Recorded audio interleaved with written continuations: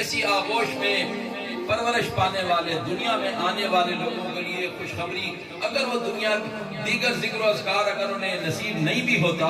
تو رب کائنات نے ان کے لیے یہ خوشخبری فرمائی کہ قیامت کے دن ہم ان کو ان کے والدین کے ساتھ وہی مرتبہ عطا کر دیں گے، وما علمناہم من عمل من شیء، اور ان سے کے عمل میں سے کوئی عمل بھی کم نہیں کیا جائے گا۔ تو یہ خوشخبری تو ان کو اللہ تعالیٰ نے آغوش ولایت کے اندر ہی عطا فرما دی تھی۔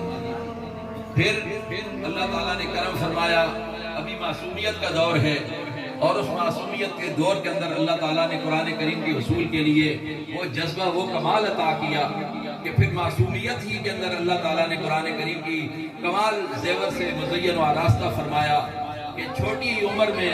ابھی وہ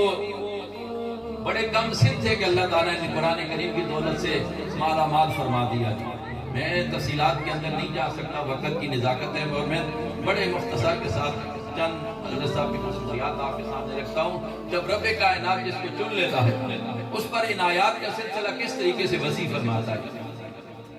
قرآن کریم کے اصول کے بعد قرآن کریم کے آداب، قرآن کریم کے معانی و مطالب، یہ ساری چیزیں جاننے کے بعد پھر حصول علم کے لیے آپ نے 22 سال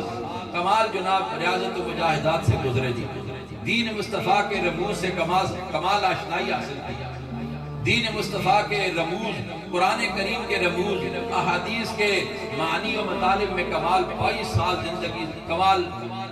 مشقت سے گزر کر یہ مقصد ہے کہ اصول علم کے لیے، تو جب اللہ تعالیٰ علم کے دولت سے مالا مال فرمایا تو میرے آقا کریم علیہ السلام نے فرمایا من یرد اللہ بہ خیرا یفقہہ فی الدین۔ ہم تم تو کسی کے ساتھ بھلائی کا اگر مقصد ہے کہ جذبہ رکھتے ہیں، کسی کے ساتھ بھلائی کا اگر ہمارے اندر کوئی ایسا تصور موجود ہے تو ہم کتنی بھلائی کریں گے، لیکن اللہ تعالیٰ میرے آقا کریم علیہ السلام نے فرمایا رب کائنات جب کسی کے ساتھ بھلائی کا ارادہ کرتے ہیں تو فرماتے ہیں کہ من یرد اللہ بہ خیرا یفقہہ فی الدین، اسے دین کی فہم عطا فرما دیتے ہیں۔ تو وہاں بچپن میں آغوش، ایک ولایت والی نصیب ہوئی،